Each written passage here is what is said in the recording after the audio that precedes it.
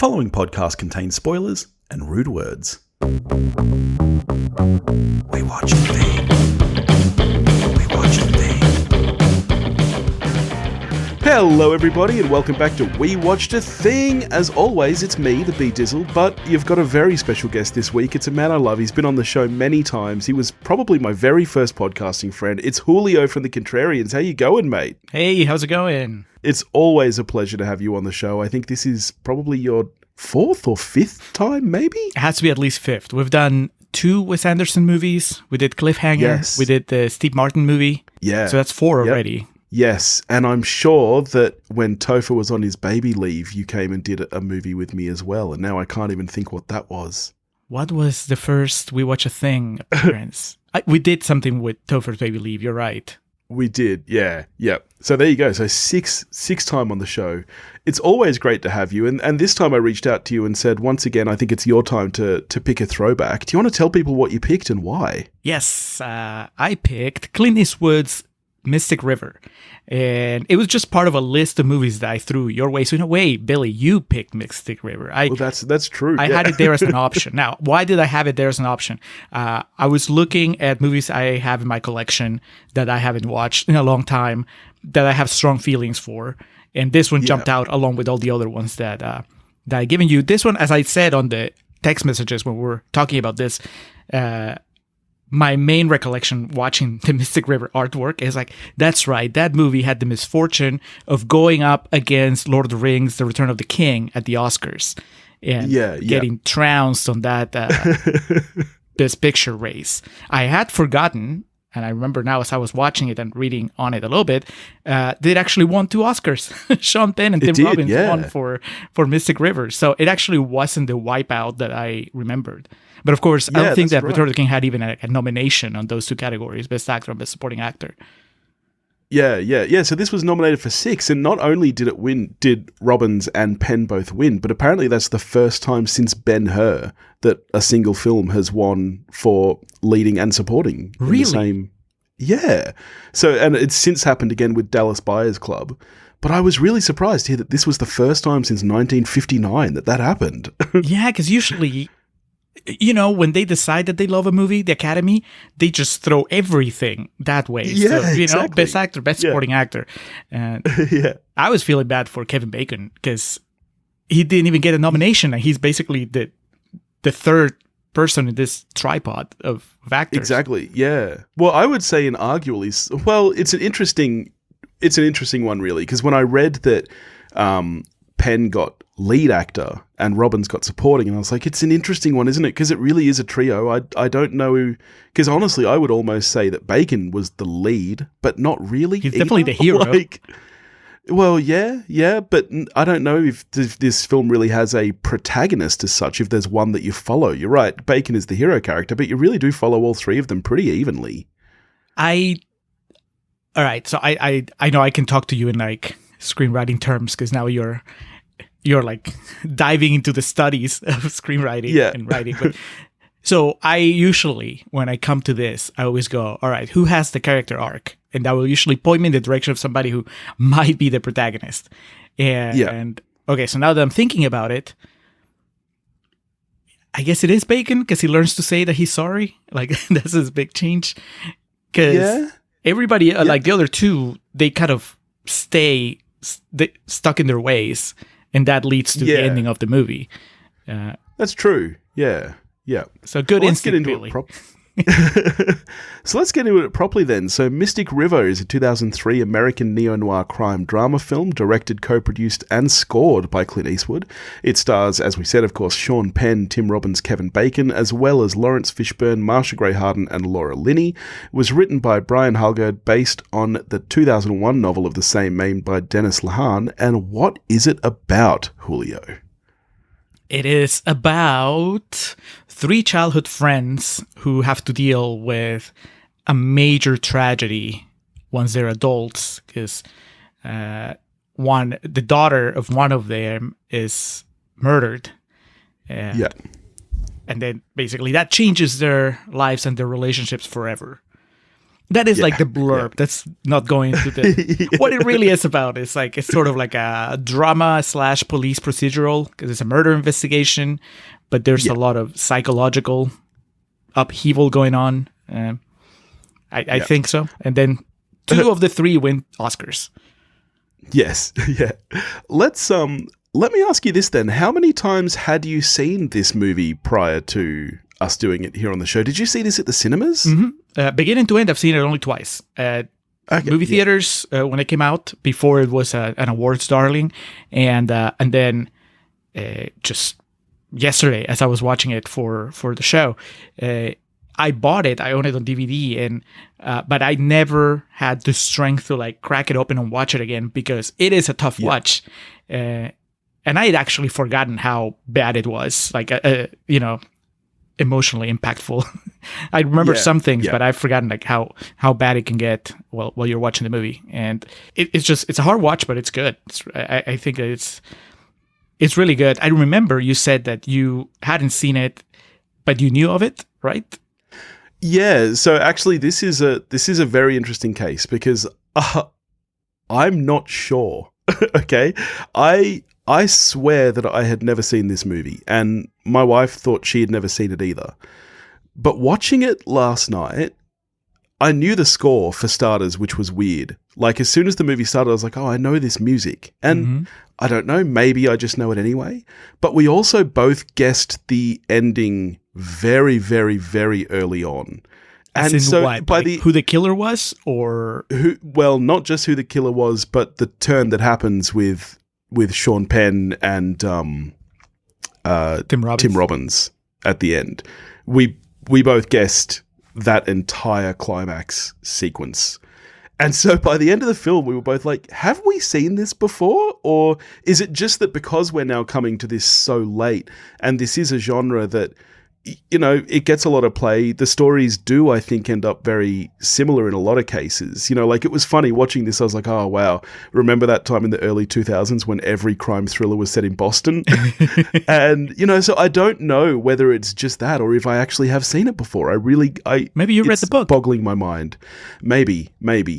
But yeah, so I'm going to say that I haven't seen it before. But I definitely knew of it. Yeah. Most of it. Exactly, yeah. But I definitely knew of it, that's for sure, yeah. Okay, well, why did you pick it, though? Because you made me say it, but you didn't even explain why you went with this one. Yeah, so you sent through a list of about 5, and I'd always wanted to watch this movie. And I know that Clint Eastwood in later years, you know, these last kind of 5 or so years, there's been a lot of talk about how he's lost it as a director. Like, a lot of his films lately haven't been what they were. But I genuinely am a Clint Eastwood fan, and I think that what I've seen of his directed work is really, really strong. I was a big fan of Gran Torino. I really, really actually liked Richard Jewell. And so, yeah, I'd always been meaning to get around to this, and so this seemed like the perfect chance to do it and chat with a friend about it. Have you seen $1 Million Baby? I've not seen $1 Million Baby. Okay, so that was his back-to-back. Like, he did Mystic River, then he did $1 Million Baby. They both got Best Picture nominations. I think Hilary Swank might have won for $1 Million Baby. But it was just... Yeah, right. The 2 years of Eastwood, just... Yeah. Maybe peaking, and then, you know... My memory is, too, that this film was almost like a bit of a Eastwood resurgence. Like, I know that this is not obviously his directorial debut. He's been a director for a long time. Obviously, his first film was Play Misty for Me way back in the 70s. But my memory is that this was the start of like, oh, Eastwood's back. Like, he's directing and he's back in a big, bad way. Am I right about that? It might have been. I mean, I'm trying to remember what drove me to go see it in the first place.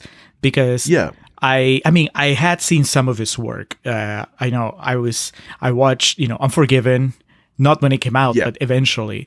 I watched A Perfect World, also kind of like on VHS whenever it was available. And maybe a couple of his other like thrillers. There's one with Gene Hackman, I think, where Gene Hackman is the president and he's committed a murder and Clint Eastwood is like the only person that can... He's a burglar that has the evidence. I don't know. It's just... That was like more generic. But I don't think I went to see it on the strength of Eastwood. And I don't think I went to see it on the strength of the cast because while I like those 3 guys... I'm not like, oh, okay, I have to go watch the new Kevin Bacon movie. Yeah. I'm thinking it was just like The Buzz. And, I worked in movie theater at the time, so it was nothing for me to go and like watch whatever was out. Yeah. But yeah, once it happened, I mean, I know I watched $1 Million Baby because it was Eastwood after having liked Mystic River so much. So you might be onto something. Maybe this was the beginning of another stage in his career. And now, I mean, I know I want to watch Richard Jewell, but it's, I didn't watch that. Unlike you, I didn't like Gran Torino that much. Yeah. We'll talk about that. My some wife other didn't episode. like that either. Yeah. So as you alluded to, this film was nominated for 6 Academy Awards. Best Picture, Best Director, the 2 Best Acting Awards that it won, Best Adapted Screenplay and Best Supporting Actress. I'm not going to lie to you. I liked this movie. Let me get that straight out of the way. I liked it. But I am a bit shocked by that number of nominations. And again, maybe it's just coming to this late where this genre is a bit more played out now. I think a lot of this movie felt kind of stock standard to me. Which nomination would you take away and which one would you keep? Can I be honest? Yes. I don't think this is an Oscar-worthy film. I would take away all the nominations. I like this movie a lot. I like it a lot. But if you're comparing it to Boston crime thrillers, I think Gone Baby Gone also is a lot stronger. That's the same author. Yeah. I think that's a lot stronger. I just I liked this movie a lot, but I think maybe guessing the twist so early killed it for me. It just made the story feel less special. And I think, like you spoke about how emotionally impacting the film is. And while I think that's true, I think maybe when you can see the cogs of the story turning, it feels less real at the time. I would argue the opposite, at least based on my experience with this rewatch, because knowing what was to come made me appreciate what the actors were doing and what the characters were all about. Right. Because I knew 100% what had happened from the very beginning. So I knew who was telling the truth, I knew who was lying, and I knew why they were acting a certain way. So Tim Robbins's performance in particular, Tim Robbins's, Marcia Gay Harden, I don't know what your experience was. And I guess we're just going in and spoiling it, or do you want to keep it vague? Yeah, we can spoil. Okay. Yeah. So if you haven't seen Mystic River, here you stop, go see the movie, and then come back, because we're about to talk about who killed who. But I'm curious. Well, you said you already guessed the twist, because watching it, and I didn't remember this, but I felt like the movie was basically trying to tell you make you believe that Tim Robbins did it, or at least that he was a very strong suspect. Yeah, okay. See, here's the thing, and here's where I disagree, and I think this is my biggest problem with the screenplay, which again, I really like the film, but I personally never thought of him as a suspect. Me neither. I was wondering if that was just me. Yeah, I don't think that this film actually does a good job of the whodunit aspect.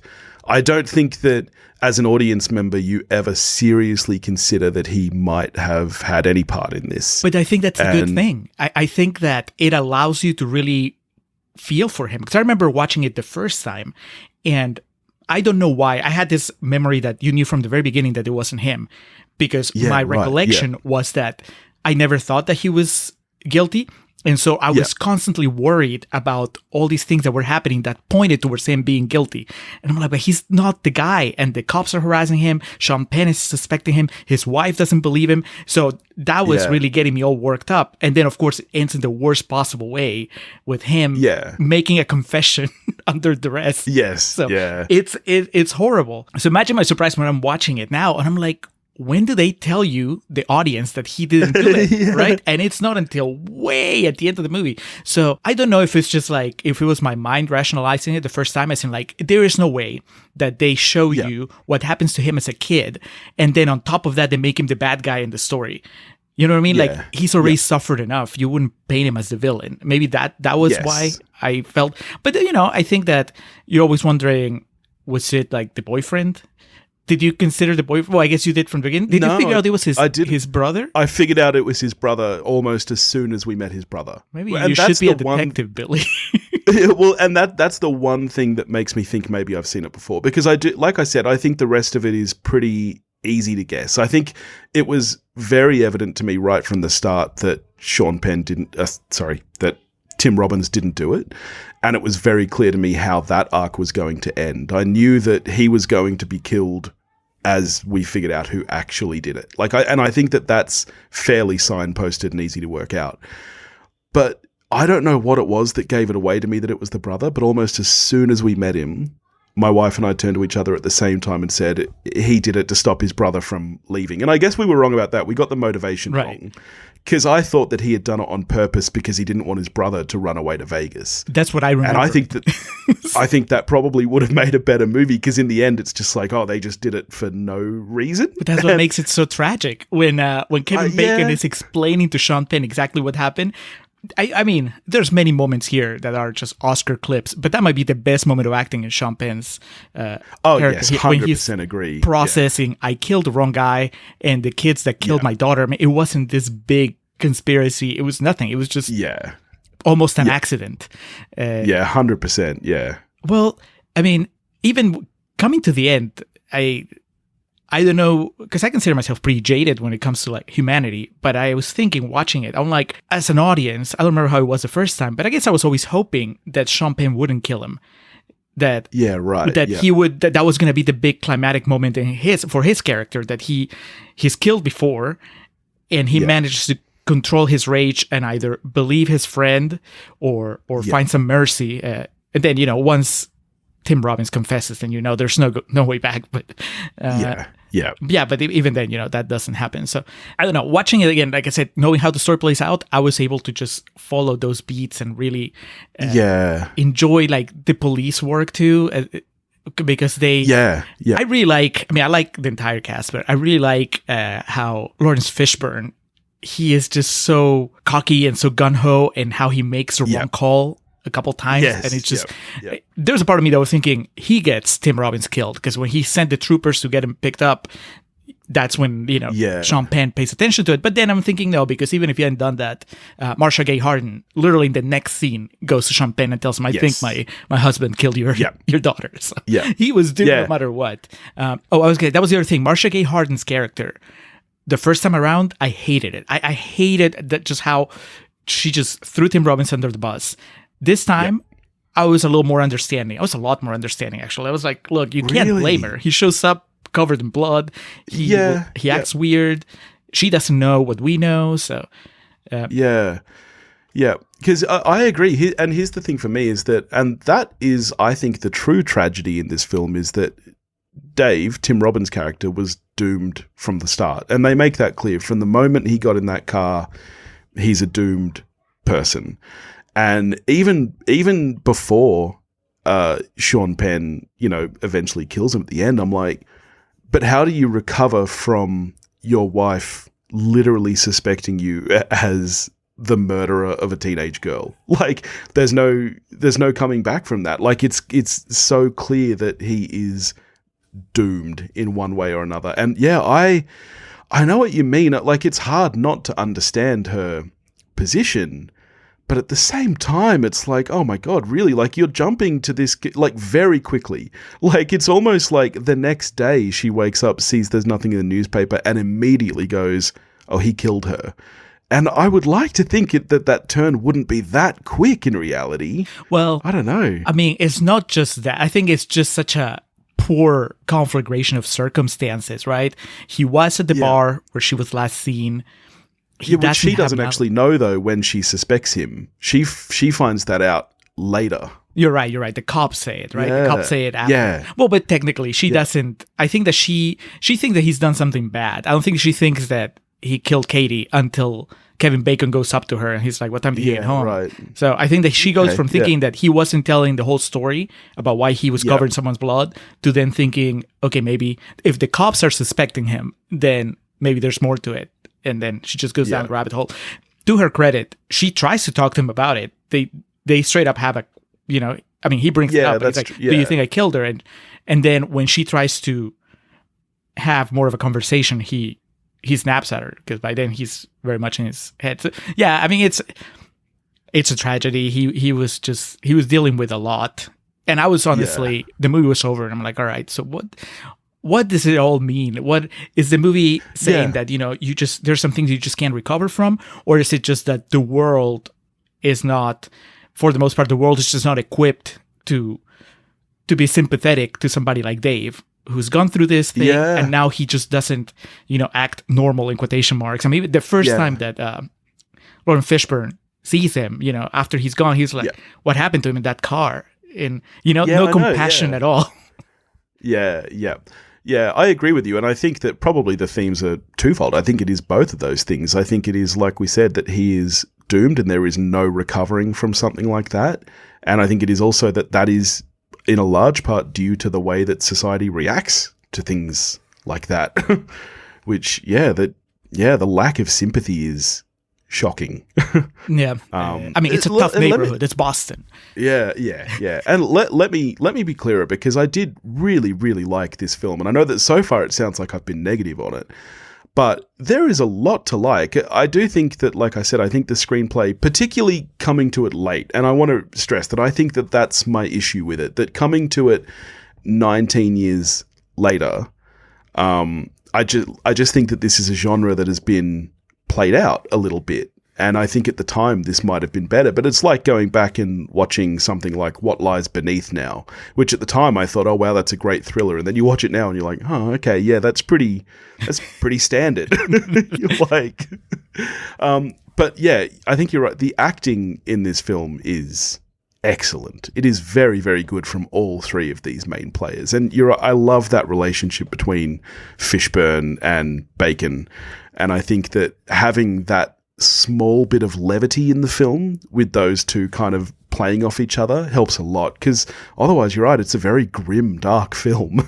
Yeah. The way that Eastwood blocks all these conversations, because it's not a particularly showy movie as far as big camera moves and, We'll get to that, yeah. But I feel like the blocking, because I was enjoying so much just the reaction shots, because there's so many big actors and just how they react, whether they're in the background or the foreground, to what's happening, to what's being said. And a lot of it is Fishburne and Bacon, where sometimes Bacon in particular, because he's the quiet one out of those two. And so Fishburne will start saying things that are either inappropriate or very forward or whatever, and you just get Bacon doing the twist, the head turn and looking at one, looking at the other, and it's just so good. It was it's like a symphony. We just got back and forth. When they're talking to Sean Penn, or they're talking to Tim Robbins in the interrogating room, just really good stuff.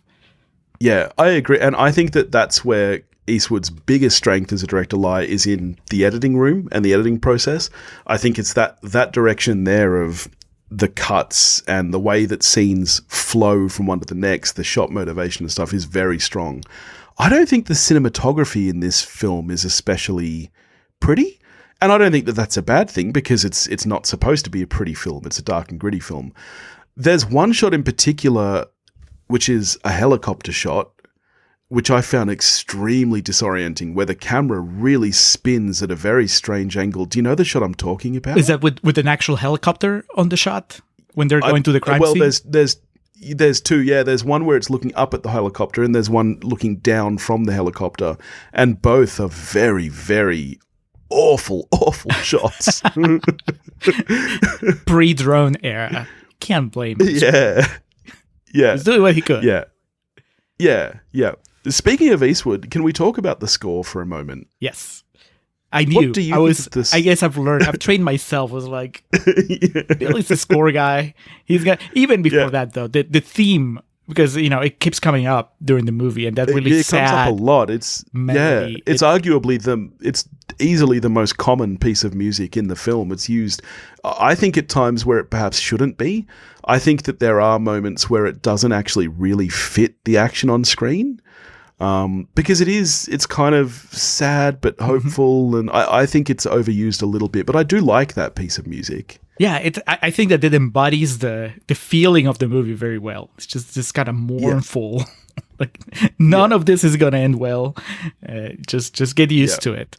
I like it. I think that, was it nominated for Best Score? I know Eastwood is behind it, and so I mean, I'm sure there was like far more prominent scores that made the cut, but I like it. I mean, I don't always pick up on the score. Unlike you, I just noticed when it's kind of noticeable. Here, I was trying a little harder to pay attention, but no, I like it a lot. I think that it fits the movie. Yeah. I think that, because I know Eastwood can be more stylized than this.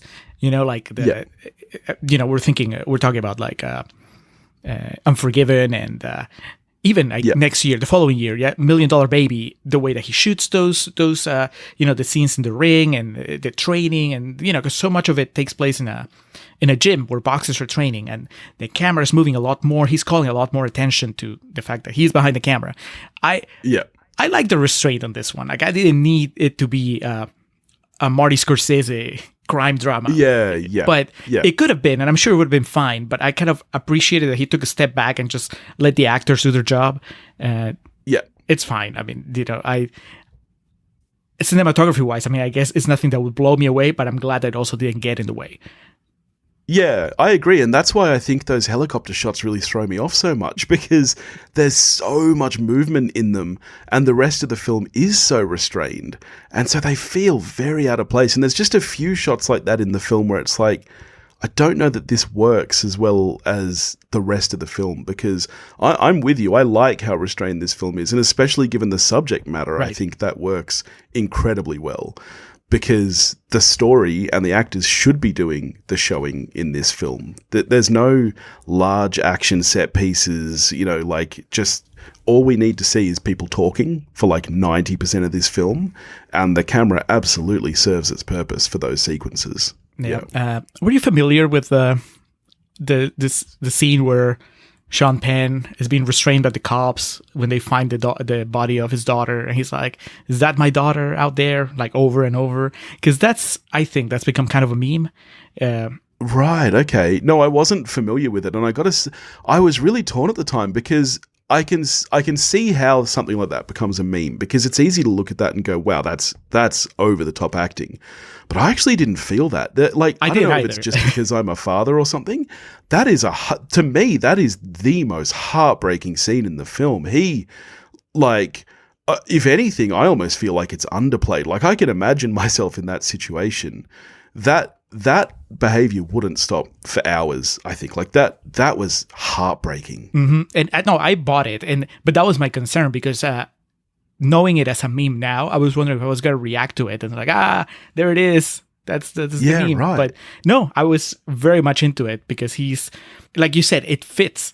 It's like, that's how most people would react. And of course, on top of that, we already kind of know that he's a violent man. And so, he would be just so outspoken and so just raw about it. It's good. Like, that was a moment where I'm like, all right, I don't regret, like, I don't begrudge the Oscar. That's fine. It was well deserved. Yeah. Tim Robbins, again, I like his performance more this time around. I think that the first time I watched it, I wasn't sure how to read his character, because I guess my initial thought was, not because of the movie, but I guess my preconception was like, this guy would be even more broken. And so I felt like it was weird whenever he actually outsmarted the cops a couple times, and just sometimes he was very quick on his feet as far as just lying. But watching it now, I'm like, no, but that was my preconception, but that's really clearly not who the character is. He's actually smarter and more resourceful than you think, up to a point. So I think it's an interesting one, because I do think the movie kind of wants you to feel both ways about it. Like, it wants you to feel like he's this completely broken guy who's never recovered.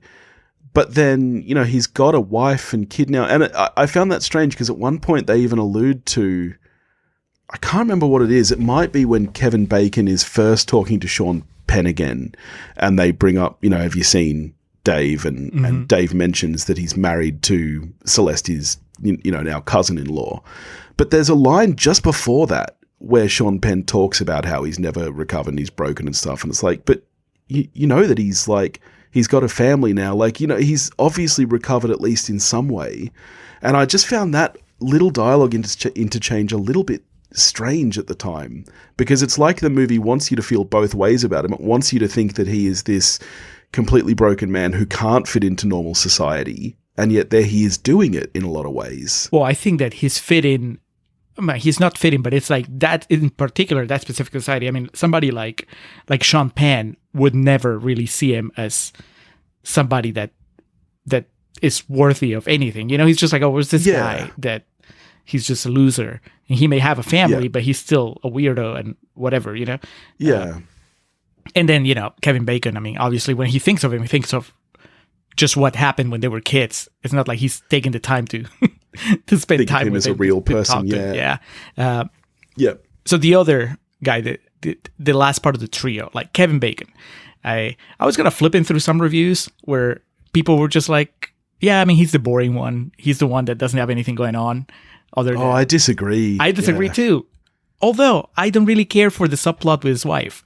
Like, I don't think it works. Oh, not at all. Yes. And I was going to ask you about this. In fact, the entire final 15 minutes of the film, after the climax, there's actually quite a lot that happens, and I don't really see the purpose in any of it. The storyline with his wife, I don't get it. It doesn't add anything to anything. Yeah. But also the turn with Laura Linney in the finale. What do you make of that? Well, is that supposed to mean something?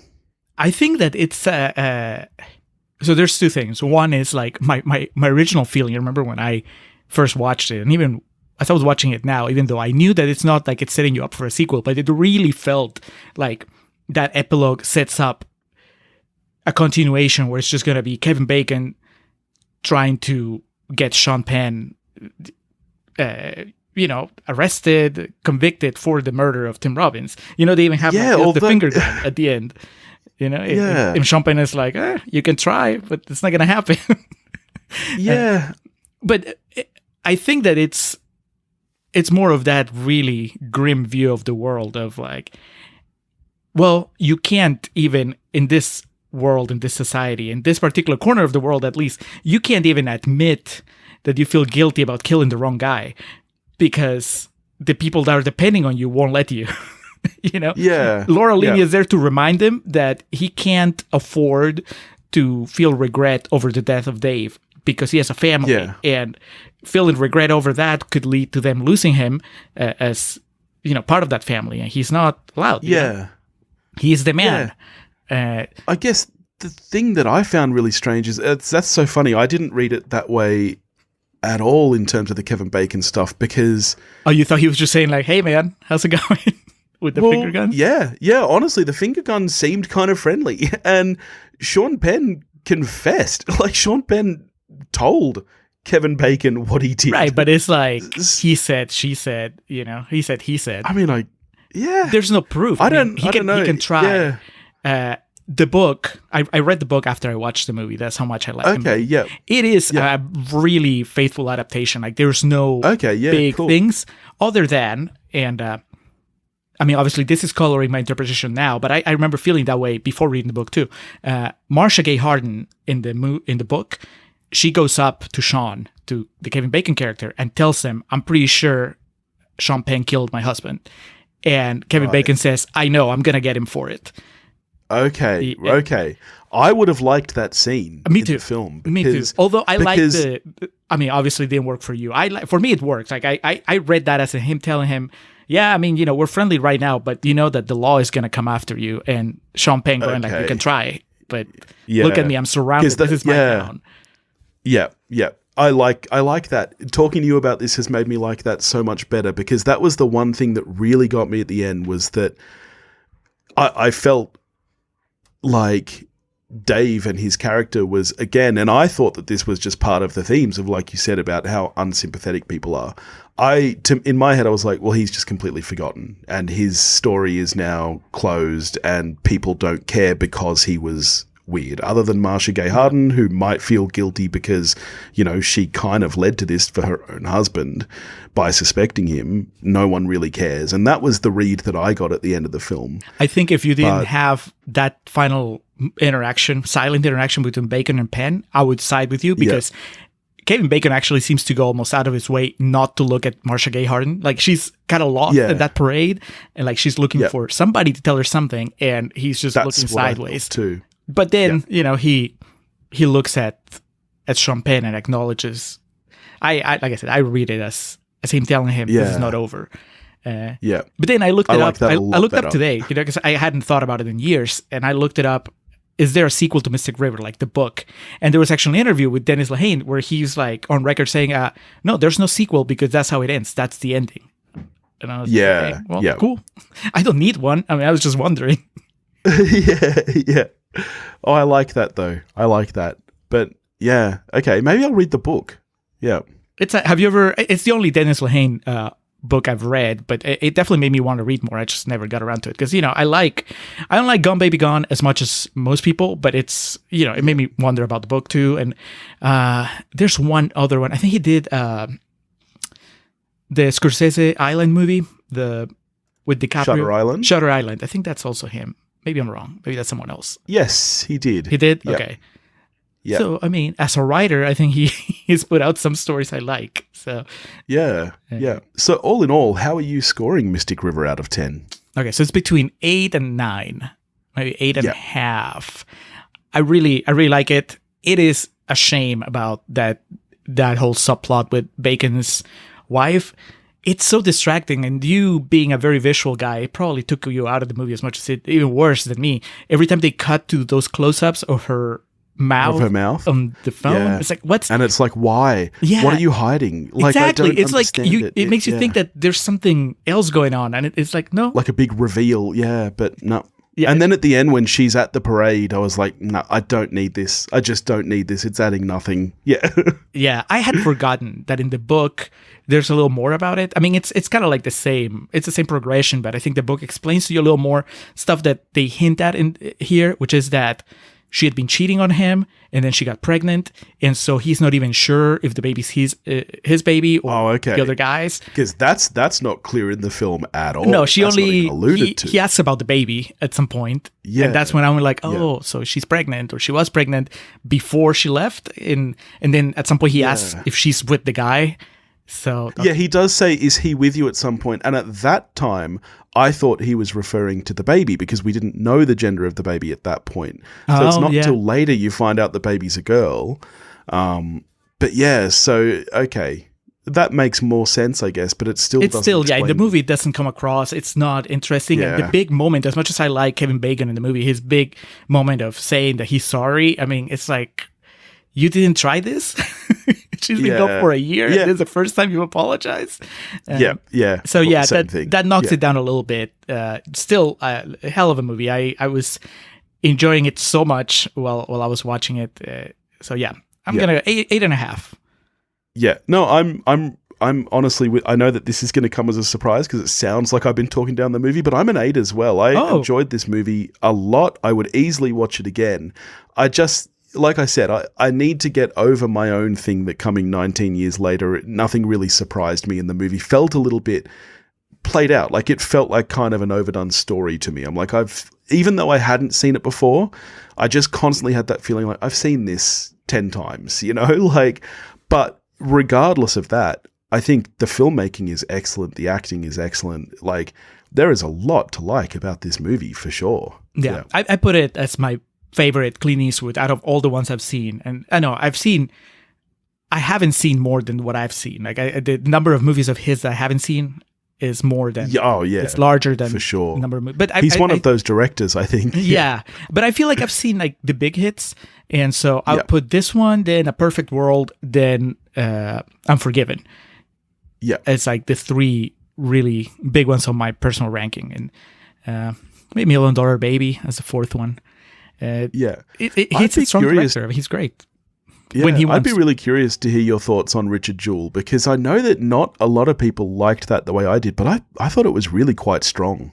Yeah, the trailer looked interesting. I just remember it was one of the things where, like, when everybody was talking about it, it wasn't streaming anywhere, and I was like, I'm not gonna pay $20 to watch it, and it took forever. Now I think it's on HBO, but now I have to, there's like so much I want to watch, and so I have to make sure that isn't it? In the right mindset. There's just so much to watch. It's true, like, first world problems, but it also doesn't seem like a happy-go-lucky movie. So I have to kind of put myself in the mindset. I mean, my top 3 Eastwoods are really depressing. All 3, like A Perfect World is also really sad, and then of course Unforgiven is just brutal. So. Yeah, yeah. Cool. Oh, this was fun. Thank you so much for joining me to watch this film. It was awesome to finally get around to it. Yeah, now you know for sure that you've seen it. And hopefully you'll remember all of it. Yes. Well, this is the problem. See, 2003 was so long ago. There was no Letterboxd or anything. I couldn't have kept track of whether I watched it or not. And I also just famously have an abysmal memory. So yeah, that's true. I mean, maybe I have seen it before, but I don't think I have. It's very hard to say. Have you seen The Return of the King? I have seen The Return of the King. Okay. Yes. The movie that basically took all the attention. I think it's like Return of the King, Seabiscuit, Lost in Translation, one other movie, and then Mystic River. Those were like the top 5 at the Oscars that year. Yeah. And See, Lost in Translation that's one that I know that I've seen, but I remember nothing about. So maybe I should rewatch that at some point too. that's an easier watch, less plot heavy. Yeah. But yeah, you might enjoy it more than I do. Depending on how romantic are you when you watch your movies, that affects it. I mean, you know me. You know I'm very romantic about films. So. Well, thank you so much. I know that everyone listening to this obviously already knows how amazing you are, but can you tell everybody about the Contrarians and you and Alex and where they can find you guys? Well, I'll start with where you can find us. You can find us anywhere that plays podcasts. Just search for The Contrarians, or you can check out our website, wearethecontrarians.com. Our show, it's basically a battle against the Rotten Tomatoes tomato meter. We take a movie that's fresh and we talk about it as if it feels rotten. We say really bad things about it. And then on the second half of the show, we tell you how we really feel. And then on other episodes, we take a rotten movie and we say really nice things about it as if it was fresh. And then again, in the second half, we tell you how we really feel. It's just a little game we play. My co-host Alex and I. I'm sure I haven't checked. Mystic River must be fresh, maybe not super fresh, but fresh enough. So I believe it's in the 80s. Yeah, there you go. So if we did it on the show, we'd be recapping the plot as we're being even more negative than Billy was here. And then on the second half of the show, we tell each other how we really feel. I'm pretty sure Alex hasn't seen it, and I think he would like it. I think he would appreciate the acting, if nothing else. But he likes this kind of movies too. So. But check us out if you enjoyed this. Why not? It's a great show. It's so much fun, and I think it's a necessary battle because we all know, what a terrible system Rotten Tomatoes is. How misleading it is. It's so misleading. And especially, let's say a film is 99%, but that's 99% of reviews are 6.1 or something. It's okay, they're positive, but they're not that positive. It's a binary way of scoring movies. It's like yes or no. And it's like, well, there's more, there's more to it than that. You have to discuss, the good and the bad and weigh it. And, what's the deal with Kevin Bacon's wife? Who killed who? How fast were you able to figure out who the real killer was? So there's more to it than just fresh or rotten. So, it's a great show. I've recommended it before and I can't recommend it enough. Definitely go check out The Contrarians. Thank you for joining me. No problem, Billy. We'll have you on sometime. It's been too long since the Street Fighter episode. It has been a while, yeah. All right, well, next week I'll be doing Teenage Mutant Ninja Turtles with friends of the show Space Castle. We're doing a little bit of a double feature because I had the pleasure of guesting over on their YouTube series Real Drunk doing Teenage Mutant Ninja Turtles 2, The Secret of the Ooze. So that's going to be a fun week next week. So that's the OG Turtles, not the Michael Bay. Yes, 1990 Turtles, yeah. Are you a Turtle fan? I like the toys. I never really got into the movies or the cartoon. Yep. I was a big Turtles kid. I used to have these turtle finger puppets that came with a book on tape so that you could listen to the tape and then act it out. That's awesome. No, the video games were great too. I like the video games. Yes, yeah. And then the week after that, I'll be joined by Joey from So Wizard doing The Room. Which everybody knows is a fantastic film. So not Room, but The Room. The Room. Yeah. So keeping it highbrow here after Mystic River. No, not Brie Larson. Tommy Wiseau. Okay, because I know that Joey from So Wizard is a big Brie Larson fan, so I thought maybe he picked it. That. Apparently, he's a bigger fan of The Room. I same as you. I said, pick anything you want. He said, my favorite movie is The Room. I said, okay, let's do it. So that's going to be fun. In the meantime, if you want to get in touch with me, you can do that at wewatchedathing.com or wewatchedathing@gmail.com. You can find me on Facebook, Instagram, and Twitter, all under the handle at wewatchedathing. If you want to help support the show, you can do that at patreon.com/wewatchedathing, and I'll catch you next week.